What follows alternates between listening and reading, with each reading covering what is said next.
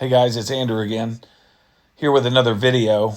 Now this video is 1 year old, and the reason I am bringing this up because I think this began what was a pretty bad year, 2024, for First Amendment auditors in terms of arrests and convictions and just broader awareness of their harassment by law enforcement and the public at large.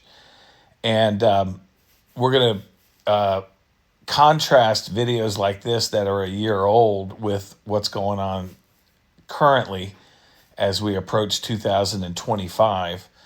And I think what you'll see is more convictions, obviously after more arrests of these frauditors. Really is what they are. They go around and cloak themselves in the First Amendment and the Constitution.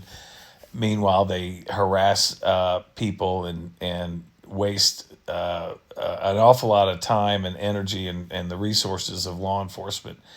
And they in many ways disrespect and dehumanize the police while they're doing it, as you know if you watch this channel.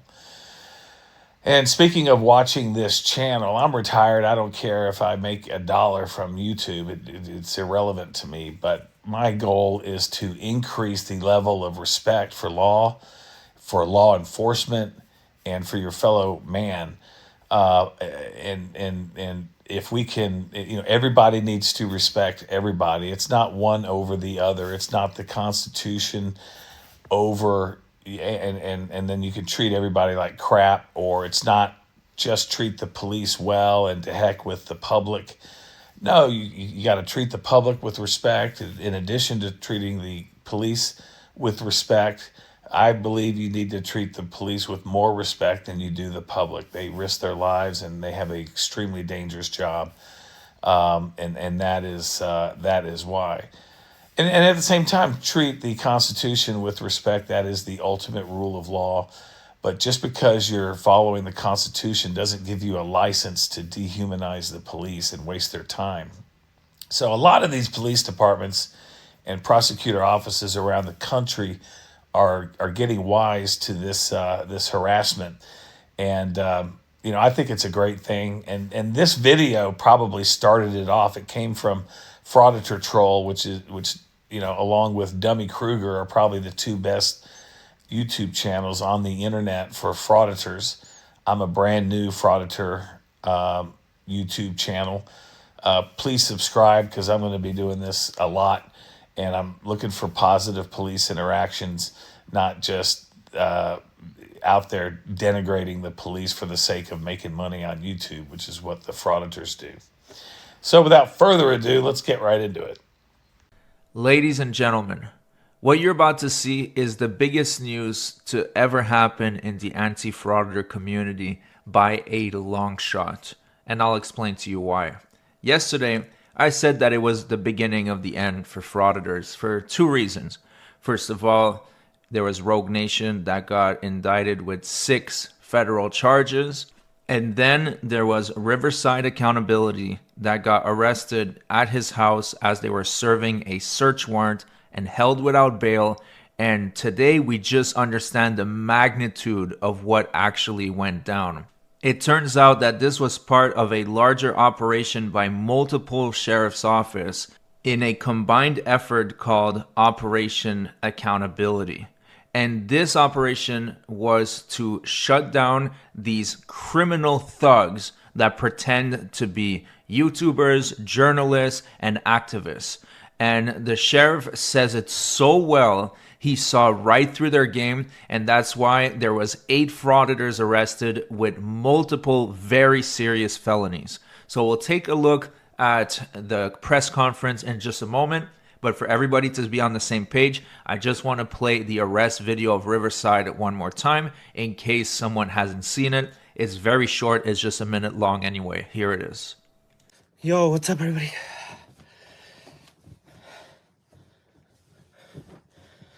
What the fuck? You guys, we just woke up to a loud explosion. The cops are outside my house. I don't know what's going on. Stay on here. Screen record. I don't know What the fuck?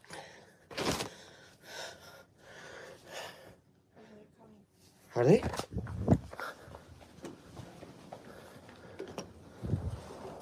Oh shit! Whoa! Department, search warrant. Come here. Huh? Come out! Whoa! Whoa! Whoa! Whoa! Wait! Get out. Leave the phone. Leave the phone.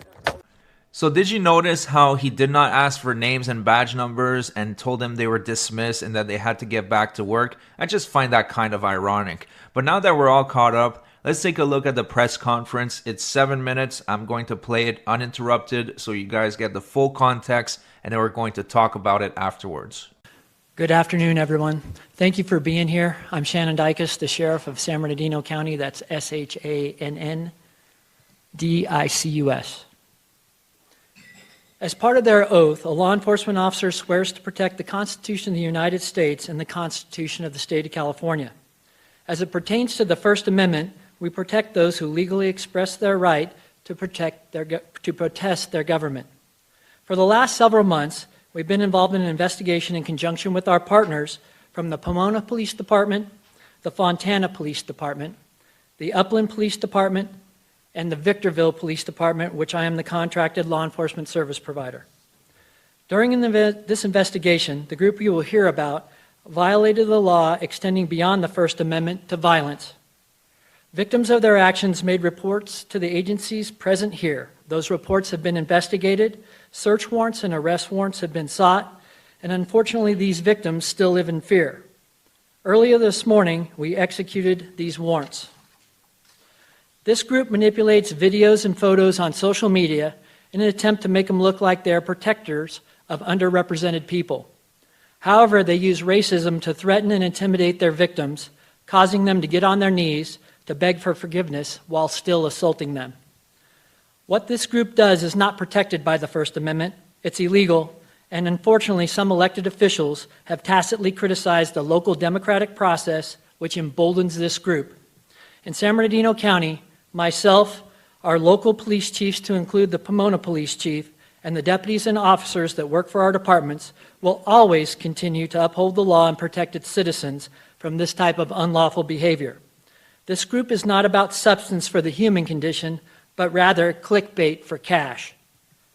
I now want to introduce the Victorville City Police Department's Detective Sergeant Tony Romero, who oversaw this investigation, to explain the course of this investigation to you.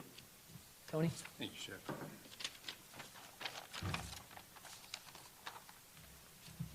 Good afternoon. My name is Sergeant Romero. I'm assigned to the Victorville Sheriff Station. This investigation began in late September when we investigated a brutal assault that occurred at a protest in the city of Victorville. The investigation quickly became a multi-agency investigation when we discovered our group of suspects were responsible for violent acts during other protests in both San Bernardino and Los Angeles counties. The investigation stemmed from multiple incidents involving this group, to include the assault that occurred in our city on September 24th, 2023. Throughout the course of our 10-week investigation, investigators positively identified 8 active suspects belonging to this group of activists who committed the crimes of assault with a deadly weapon, false imprisonment, conspiracy, convicted felon in possession of a firearm, and other offenses currently under the review of the District Attorney's Office. This morning, all 8 suspects were arrested in multiple cities and multiple counties. The suspects were identified as Eden Alex Enamorado, 36 years old, out of Upland. Wendy Lujan, 40 years old, out of Upland. David Chavez, 28 years old, out of Riverside. Stephanie Amasqueta, 33 years old, out of San Bernardino. Gillett Acevedo, 30 years old, out of San Bernardino. Edwin Pena, 26 years old, out of Los Angeles. Fernando Lopez, 44 years old, out of Los Angeles. And Vanessa Carrasco, 40 years old, out of Ontario. And you can refer to their images on our poster board to my left. During the arrests and search warrants, evidence was collected to corroborate the crimes that were committed. The evidence that was not Correction. So the evidence will not be released to protect the integrity of the investigation at this time. Thank you and appreciate you for being here. I will now turn it back over to the sheriff. Thank you, Tony. As Tony mentioned, this is an ongoing investigation, so there may be some questions that we can't answer. The DA is here with me, Jason Anderson, to also be able to answer questions related to the prosecution. So I apologize in advance. We may not be able to answer them, but we will take a few questions. Yes, sir. Why is so the one guy in the middle, his picture's bigger. I understand he's the ringleader. Can you explain his involvement in this? Absolutely. Tony? Yes, Eden Alex Enamorado is the organizer of this group. He is the one that coordinates events in which these other suspects partake in. And then there was an assault, you said, I believe, on the September 23rd, or the incident that happened in your city. Can you describe more about that particular incident, what happened? At this time, it's still an active investigation, and I can't disclose that information at this time. So you can't say like who was assaulted? Was it law enforcement? Was it victim? They were members of the community of Victorville.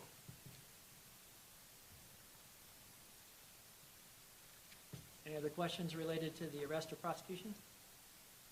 You had said clickbait for cash. Can you elaborate? Sure. It appears that during this investigation, videos of the truth were manipulated and put out to the public to make it look like an underserved population was being represented, kind of Robin Hoodish, when in fact there was felonious activity behind this. They have a large following. The more clicks they get, the more money they make as it relates to how the systems that they operate within work.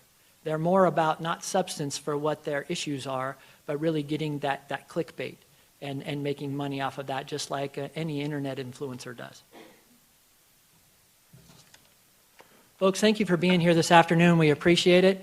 We'll go ahead and conclude the current press conference. If you have any questions, please route them through the public affairs, and if we're able to answer those questions, I'll be more than happy to do so. But thank you for covering this story.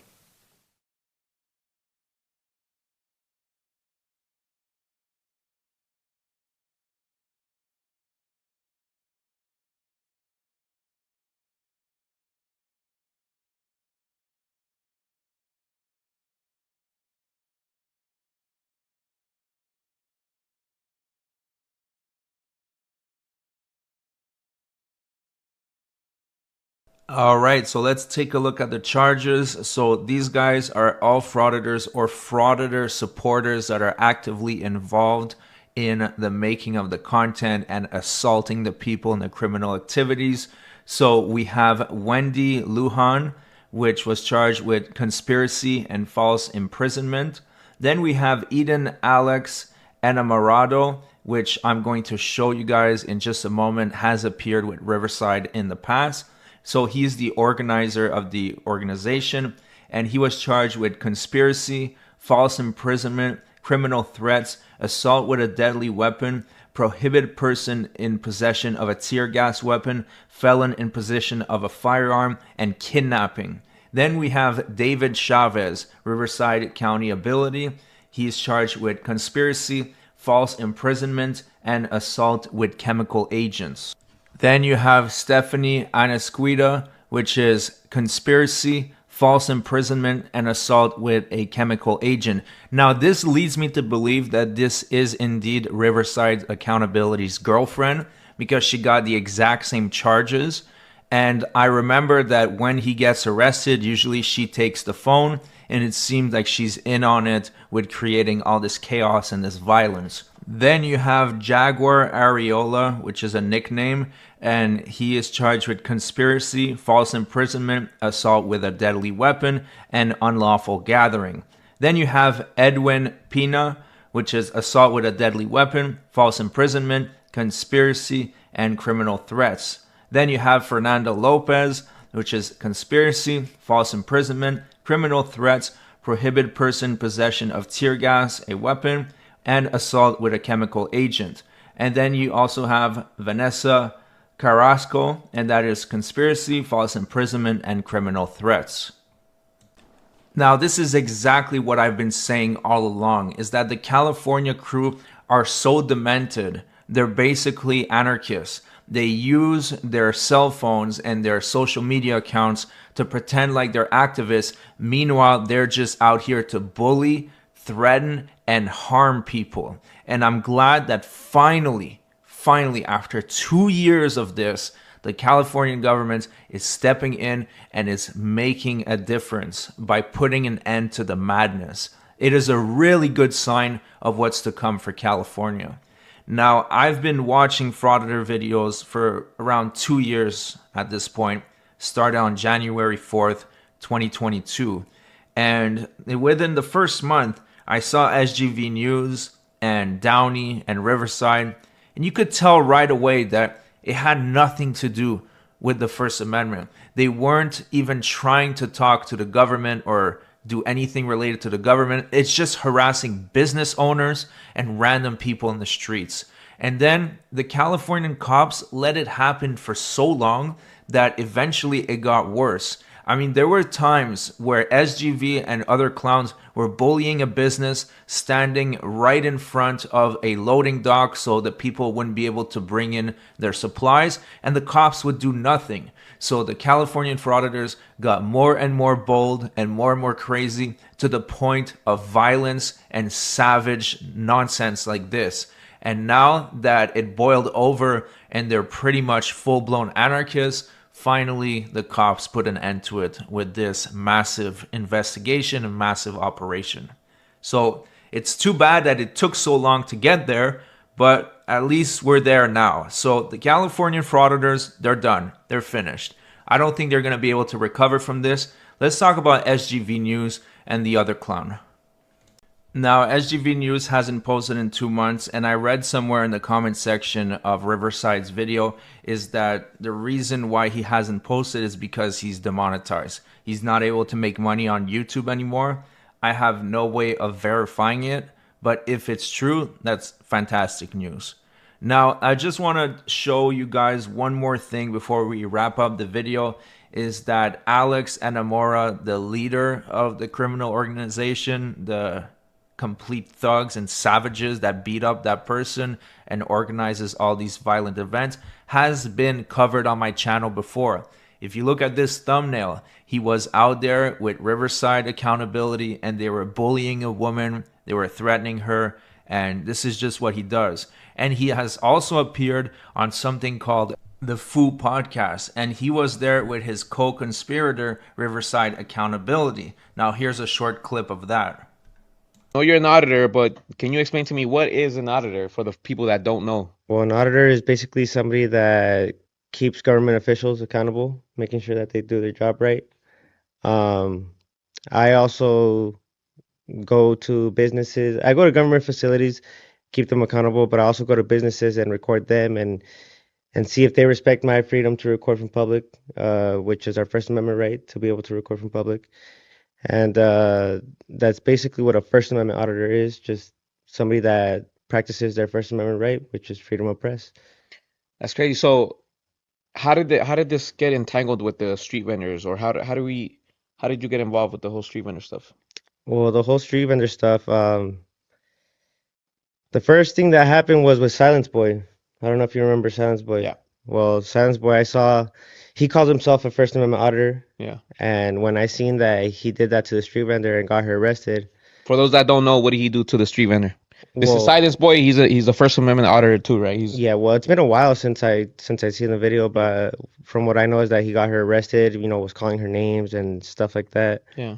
And I mean, I don't know like detail, Yeah. very into detail what happened, but that's basically long story short. And so since he calls himself an auditor and I seen that, and then I see my parents street vending, my dad goes street vending, I've gone street vending with him. And so when Really? I seen didn't know him, that. What did your dad sell? secondhand merchandise. So Oh, he okay. goes to the swap meets and he goes to Mexicali, TJ, Yeah. and he sells out there and stuff. Okay. And So Riverside is such a hypocrite. He seems to have a problem with what Silence Boy did by getting this street vendor arrested, but yet he has no problem pepper spraying a man that's on the floor defenseless and beating him up with a gang. That's perfectly fine to him, and that's why he's sitting in jail right now with no bail. so when I seen that Silence Boy got her arrested, it just, reminded me of my parents, and it got me pissed that he did that, and for nothing, just basically he was calling her names, calling her that, making fun of her that she's out there selling stuff on the street, Right. calling her una volante and all this. And so that's what really got me pissed. And when I seen that, I was like, nah, I have to make this right. Like I have to let you know that I have nothing to do with that, or a lot of us have nothing to do with him or associate with him, and that we don't feel that it's right what he did. So that's when I met you. That's what's up, man. And I love auditing videos. Like when you look at YouTube, you see people confronting cops and they telling them, what's your name and your badge number, or when they even cops don't know the rights. Like I love those when these cops get owned, obviously because they only get 6 months training, so they're not lawyers. So I just love those videos. And then your videos too, when you're out there filming and people come out like, hey, you can't film here, and they don't know the law. So it's good that what you're doing, you're out there educating Yeah, people. trying to educate people on the rights. Some people don't see it as like, some people don't like it, some people like it, but it's all around an education, because the people, they see somebody outside recording. I understand it does look a little bit suspicious, but it's our right to be able to film, and so certain people don't know that. Now, he says it's his right to film and it's an education, but I wonder how much education he'll be able to give when he's in prison. Let's find out how many years he's facing for these charges. So for the PC 182, which is the conspiracy, he will be punished by whatever penalty that the underlying felony carries. So it's going to match his other felony that he was there to do, which is the PC 236, which is up to 3 years in a California state prison. That is for the false imprisonment. And he will also have to pay a fine of $10,000. So far, we're at 6 years. And then you have the PC 244, and that one is up to 2 years, and that is for discharging the chemical weapon. So he's looking at about 8 years on the worst case scenario.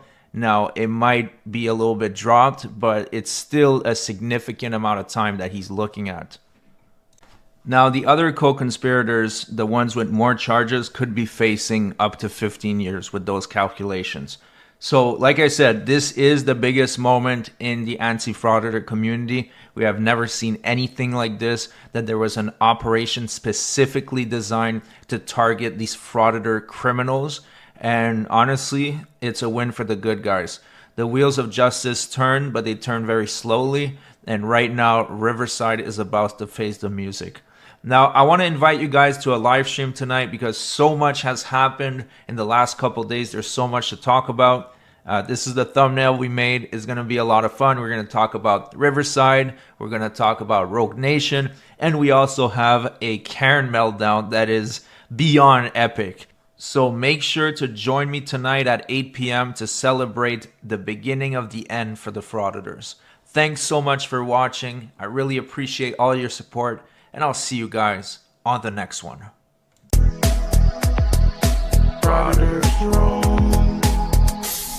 I live here!